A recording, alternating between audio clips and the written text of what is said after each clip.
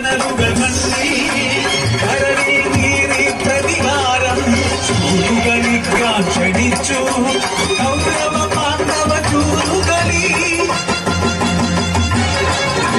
ശകുനി തന്ത്രത്തനുജയം കൗരവർക്കായി മാറി പണ്ടം പണയം രാജ്യം പണയം ഭക്തിയും പണയം പാരായി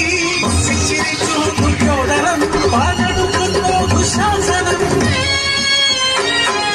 പാഞ്ചാലി സഭയിൽ അപമാനിതയായി പതികൾ 5 പേരും ഉണ്ടെന്നാകിലും ഉരുകിയ മനസ്സുമായി കരയുന്നു പാഞ്ചാലി കൃഷ്ണ